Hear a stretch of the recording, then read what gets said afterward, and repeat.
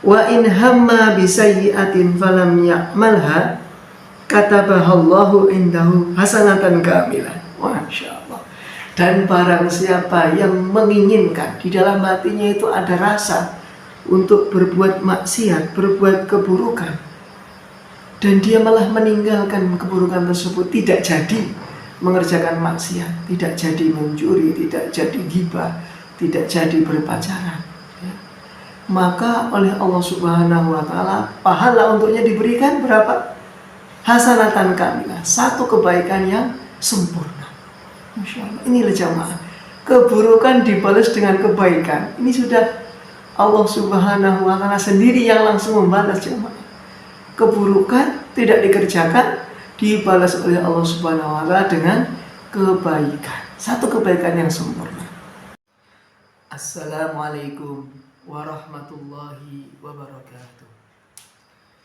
Bismillahirrahmanirrahim. Alhamdulillahi rabbil alamin. Alhamdulillahi haqqa hamdi. Wassalatu wassalamu ala khairi khalqi Nabiyyina Muhammadin wa ala alihi wa ashabihi. Amma ba'd. Faqad qala Allah Ta'ala fi kitabihil karim wa huwa asdaqul qailin. Ba'da a'udzu billahi minasy syaithanir rajim. Bismillahirrahmanirrahim. Man jaa'a bil hasanati falahu 'asyru amsalihha wa man jaa'a bis sayyi'ati fala yujzaa illa mithlaha wa hum la yuzlamun. Wa qala an-nabiyyu sallallahu alaihi wasallam, ruya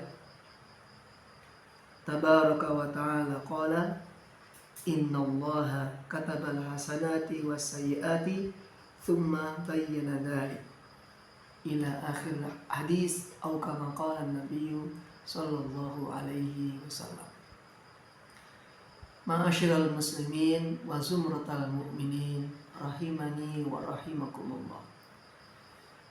Kepada seluruh kaum muslimin dan kaum muslimat dimanapun Anda berada, pertama marilah kita panjatkan puja dan puji syukur kita kehadirat Allah Subhanahu wa Ta'ala atas segala limpahan nikmat dan karunia-Nya kepada kita semuanya. Atas nikmat yang sangat banyak tersebut, mari bersama kita ikrarkan dengan kalimatul hamdalah, alhamdulillahi rabbil alamin. Kedua kalinya sholawat beserta salam semoga senantiasa tercurah kepada uswah hasanah kita, suri teladan kita, Nabi Agung Muhammad sallallahu alaihi wasallam. Mudah-mudahan kita semuanya mendapatkan syafaat beliau di hari akhir kelak, dan kita semuanya mudah-mudahan dapat mengikuti sunnah-sunnah beliau di dalam kehidupan kita sehari-hari.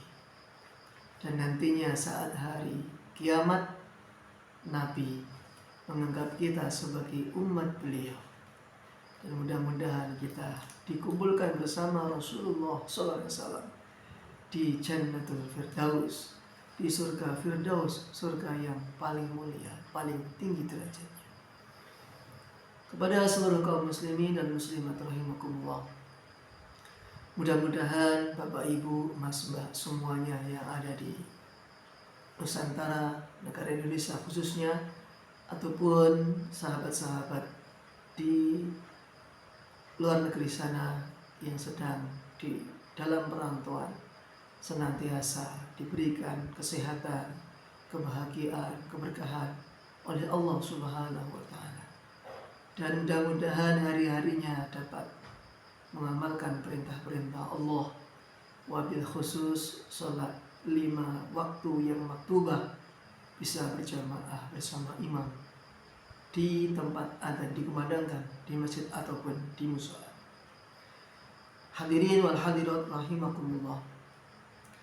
Pada kesempatan kali ini, mari bersama-sama kita mentadaburi kitab, yakni kitab Fadail kitab Fadhail ini adalah kitab yang dibaca di dalam pengajian yang telah viral saat ini, yakni Gus Iqdam.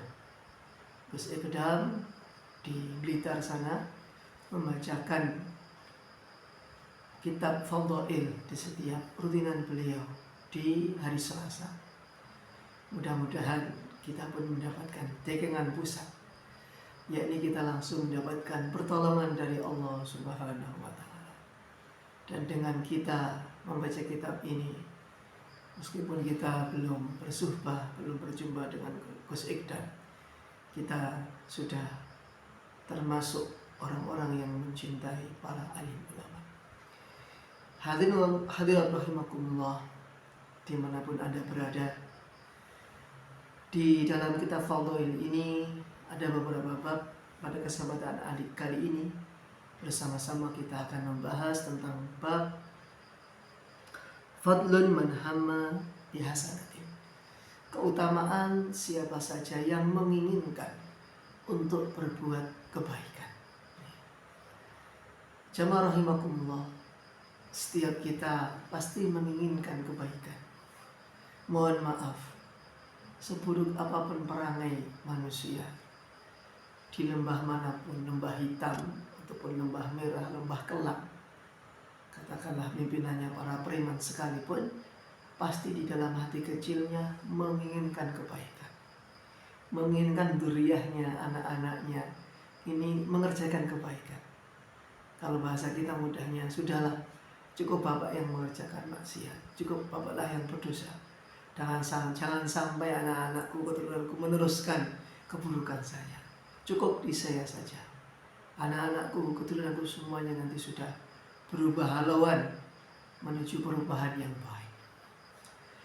Jamaah rahimakumullah, mengawali di dalam bab ini ada satu hadis qudsi. Mari kita dengarkan bersama.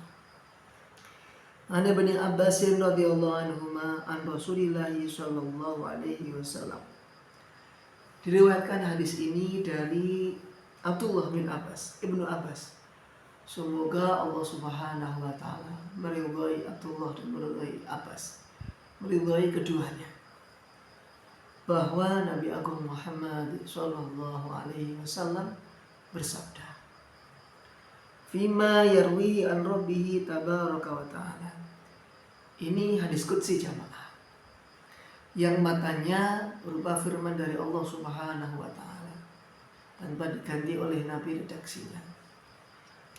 Diriwayatkan bahwa Allah Subhanahu wa ta'ala berfirman, Innallaha katabal hasanati was sayyiati thumma bayyana dzalik. Sesungguhnya Allah Subhanahu wa ta'ala telah menetapkan kebaikan-kebaikan. Allah Subhanahu wa ta'ala juga telah menetapkan keburukan-keburukan. Dan Allah Subhanahu wa ta'ala telah memberikan keterangan mana yang baik dan mana yang buruk.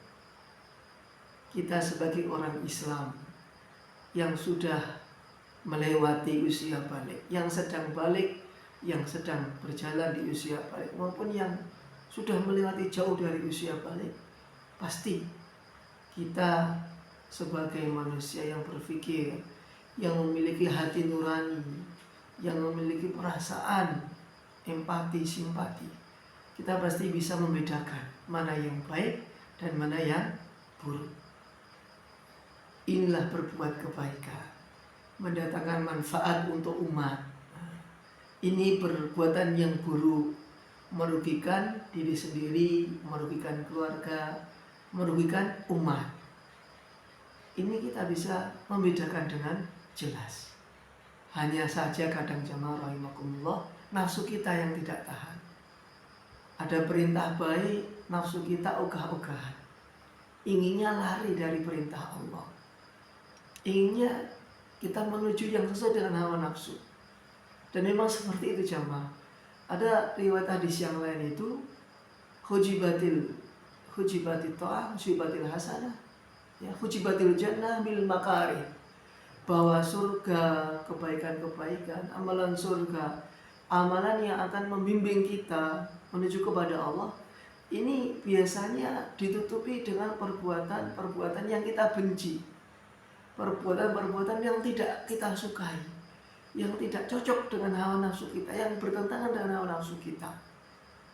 Sholat, ya. Apalagi sekarang jamaah ini musim penghujan, bisa kita bayangkan hujan deras, petir menyambar-nyambar, mati listrik sekalian jamaah. Ini kalau tidak iman yang kuat, kemudian berdalih ini perlu jamak motor saja, ya tidak dilarang jamaah kalau sudah seperti itu. Menjamak 2 sholat karena hujan yang lebat, dijamak motor, tidak apa-apa. Tapi bagi seseorang yang imannya kuat, maka dia akan berangkat ke masjid, pantang mundur. Kalau perlu bawa baju ganti, bawa mantel, jas hujan, bawa payung, banjir sekalipun diseberangi, dilewati. Demi apa? Mengharap ridho Allah Subhanahu wa Ta'ala. Bisa jadi sholat yang dikerjakan di saat mati listrik, di saat hujan deras, itulah sholat yang diterima oleh Allah Subhanahu wa Ta'ala. Siapa menahu jamaah rahimakumullah? Karena betul-betul diiringi dengan amalannya bertentangan dengan hawa nafsu. Kita dalam keadaan yang nyaman, mohon maaf, biasanya seseorang ini untuk keluar dari zona nyaman itu berat. Padahal kalau sudah keluar dari zona nyaman, dia akan diberikan oleh Allah kefahaman-kefahaman yang lebih mendalam di dalam ilmu agama. Kalau mau mujahadah, Allah berikan nilai yang lebih.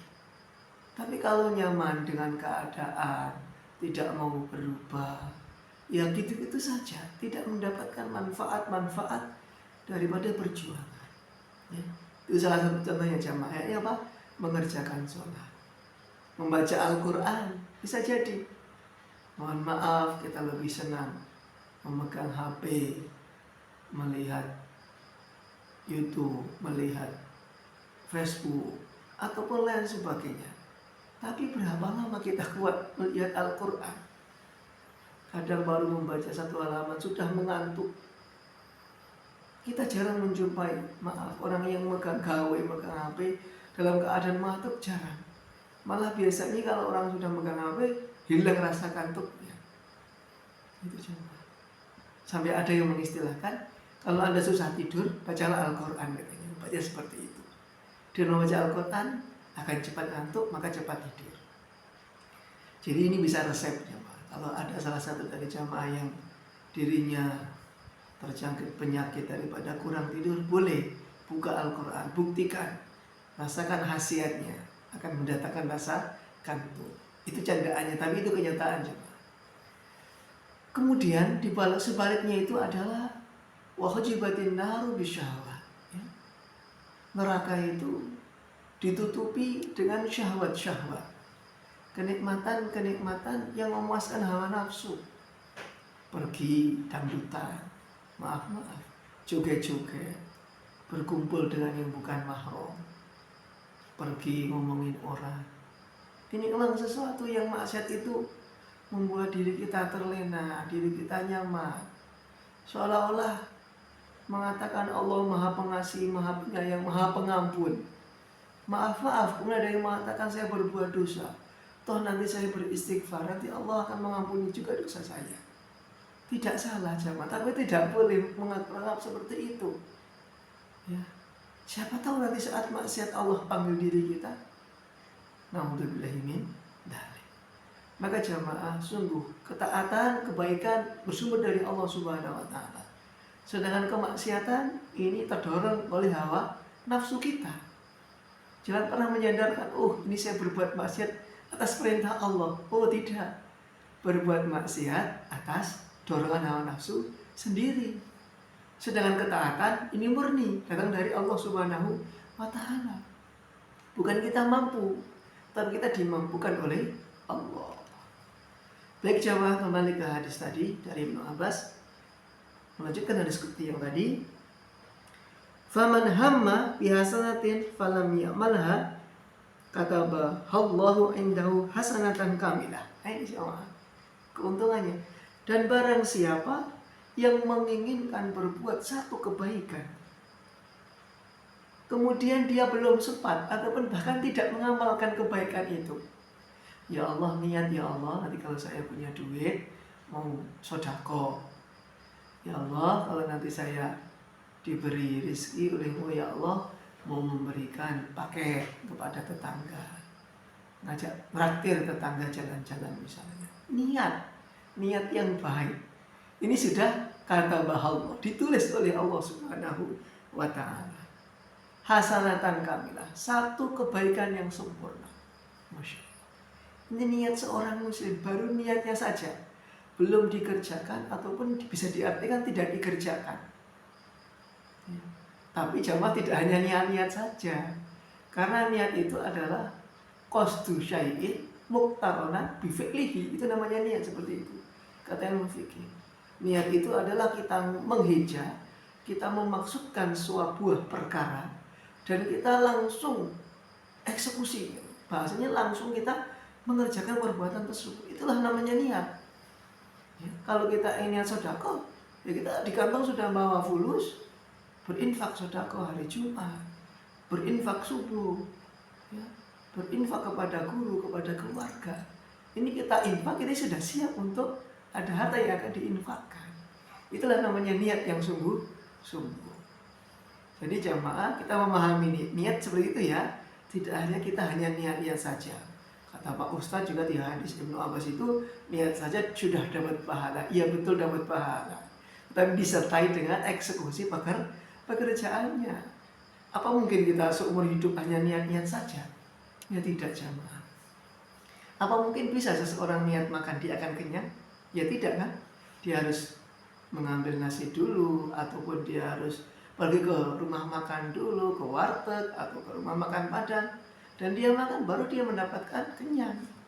Nah kalau tidak mau bergerak, hanya niat ya Allah supaya perut kenyang, ya didapatkan seperti itu, dimisalkan seperti itu. Jadi bagaimana? Niat ada eksekusi pekerjaannya. Baik, ini adalah untuk kebaikan ya. Langsung ditulis Allah satu pahala kebaikan yang sempurna. Kita lanjutkan jemaah. Wa in hamma biha fa'amilaha katabahallahu azza wa jalla indahu asyra hasanatin ila sab'i mi'ati dhikfin. Masya Allah.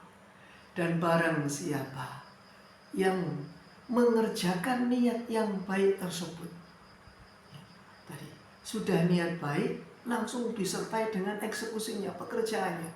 Ya Allah, saya niat kalau ini musim durian, saya punya pohon durian, panen durian, saya akan membagi durian kepada teman-teman di kantor, misalnya seperti itu. Maka betul, dia niat sudah panen, tidak hanya dijual, tetapi dibagi-bagi ke teman, ke saudara. Mohon maaf jamaah, orang-orang tua kita dulu di saat punya tanaman, itu bukan masih bunganya saja, ataupun sudah baru berbuah kecil sudah ditebaskan gitu. Buah juga belum ada, sudah ditebas oleh orang lain. Sehingga sudah berbuah besar, kita tidak bisa memakannya. Itu bukan milik kita buahnya, sudah milik orang lain, sudah kita jual buahnya. Kita saja tidak makan, lalu bagaimana orang lain? Orang lain melihat, oh buahnya bagus, ternyata sudah dijual. Nah ini jamaah ini menghilangkan tradisi yang baik. Di zaman orang tua kita dulu punya pohon, punya buah-buahan, ya, maka dibagi dulu buah-buahnya. Setelah berbuah seperti itu, baru nanti sebagian dijual. Maka ada barokah di sana. Nah, sedangkan kita maaf jamaah kadang sudah ditebaskan semuanya, dijual semuanya, kadang juga belum untung juga, belum puas juga. Kita pikir malah kita beli di pasar, padahal kita punya pohonnya. Seperti itu terjadinya kenyataannya. Baik itu. Siapa yang mengerjakan perbuatan yang baik itu, apa pahalanya? Allah Subhanahu wa Ta'ala akan menuliskan untuknya 10 kebaikan. Ya. 1 kebaikan diganjar dengan 10 derajat ataupun 10 kebaikan dari Allah Subhanahu wa Ta'ala. Luar biasa jemaah. Sodakoh 1000, pahala dari Allah 10.000. Karena 10 kali derajat, 10 kali lipat Allah membalasnya. Ini adalah standar minimal jamaah. Dan ini ada bukti di dalam Al-Quran juga. Seperti tadi ayat yang kita kutip, ya. Man jaa bil hasanati falahu asyru amthaliha. Barang siapa yang datang membawa satu kebaikan, maka baginya 10 kebaikan. Nah, itu jamaah rahimakumullah. Itu yang standar minimal adalah 10 kebaikan. Lalu bagaimana kelanjutannya? Ila sab'i mi'ati dhikfin. Tidak hanya 10 yang akan Allah berikan, tetapi dilipat gandakan lebih banyak lagi sampai 700 kali lipat. Masya Allah, 700 kali lipat. Beramal 1000, sedekah 1000 katakanlah, kalikan 700, ini berapa? 70.000 sehari. Itu pun masih belum maksimal. Allahu yudha'ifu liman yasha. Inilah puncaknya. Dan Allah Subhanahu wa taala akan melipat gandakan pahala siapa saja yang dikehendaki oleh Allah. Beramal sedikit ikhlas, pahalanya banyak. Nah, kalau kita ingin beramal banyak ikhlas, ini itu tentu lebih baik daripada beramal sedikit tapi tidak ikhlas. Ya. Kama tali habbatin fi kulli habbatin mi'atu habbah. Kama tali sumbulatin mi'atu habbah. Itu di Al-Qur'an ya. Ada 7 tangkai mi'atu habbah. Fi kulli sumbulatin mi'atu habbah. Setiap tangkai itu ada 100 biji-bijian. Jadi satu tumbuh 700. Masya Allah. Inilah kebaikan dari Allah Subhanahu wa ta'ala. Jadi ada keterkaitan, korelasi ya. Keterkaitan antara hadis dengan ayat Al-Quran ini sama. Pahala dari Allah Subhanahu wa ta'ala untuk orang-orang yang berbuat baik. 1 diberikan ganjaran 10, dilipatkan dengan lagi menjadi 700, dilipatkan dengan lagi sampai tidak ada batasnya. Hanya Allah Subhanahu wa ta'ala yang mengetahui batasannya. Kemudian jamaah, tadi itu dari di atas adalah tentang kebaikan. Nah, sekarang yang tentang keburukan. Wa in hamma bi sayyi'atin falam ya'malha katabahallahu indahu hasanatan kamilah. Masya Allah. Dan barang siapa yang menginginkan, di dalam hatinya itu ada rasa untuk berbuat maksiat, berbuat keburukan, dan dia malah meninggalkan keburukan tersebut, tidak jadi mengerjakan maksiat, tidak jadi mencuri, tidak jadi ghibah, tidak jadi berpacaran, ya. Maka oleh Allah Subhanahu wa ta'ala pahala untuknya diberikan berapa? Hasanatan kamilah, 1 kebaikan yang sempurna. Masya Allah. Inilah jamaah, keburukan dibalas dengan kebaikan. Ini sudah Allah Subhanahu wa ta'ala sendiri yang langsung membalas jamaah. Keburukan tidak dikerjakan, dibalas oleh Allah Subhanahu wa ta'ala dengan kebaikan. 1 kebaikan yang sempurna. Itu niat buruk yang tidak dilaksanakan. Ya bagusnya memang kita tidak niat buruk jamaah. Tapi seandainya kok itu terlintas, kita tidak jadi mengerjakannya. Karena biasanya jamaah, kalau seseorang yang biasa taat, kalau dia ingin mengerjakan keburukan, ini langsung ada warning dari Allah, ada peringatan dari Allah Subhanahu wa ta'ala. Entah itu apapun wujudnya. Kalau orang disayang oleh Allah, mau bermaksiat pun diingatkan oleh Allah. Ketangguhlah, ataupun ada orang yang mergokilah, ataupun apapun, dia diselamatkan dari bahaya maksiat tersebut. Kemudian jamaah, wa in hamma biha fa'amilaha katabahallahu sayyatan wahidatan. Dan apabila seseorang berniat buruk lalu dia mengerjakan niat buruknya tersebut, maka Allah Subhanahu wa ta'ala hanya menuliskan untuknya 1 keburukan. Tidak ditulis 10. 1 keburukan dikerjakan, hanya ditulis 1 keburukan.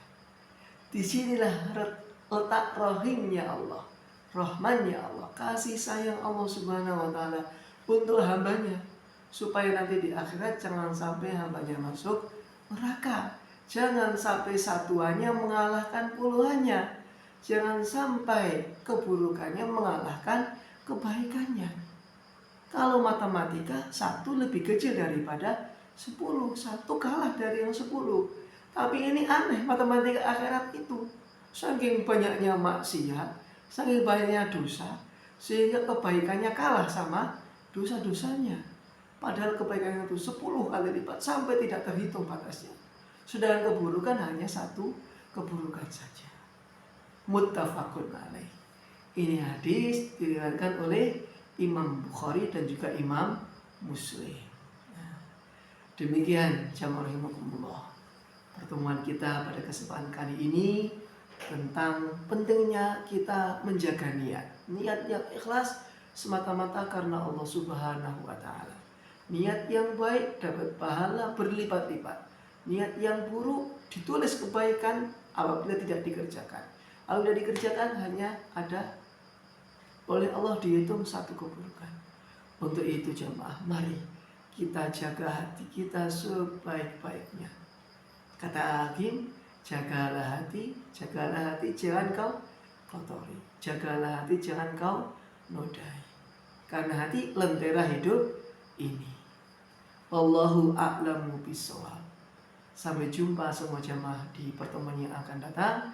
Silahkan bila video ini dipandang bermanfaat, silahkan subscribe, like, komen, dan juga share supaya terhitung amal jariah soleh untuk kita semuanya.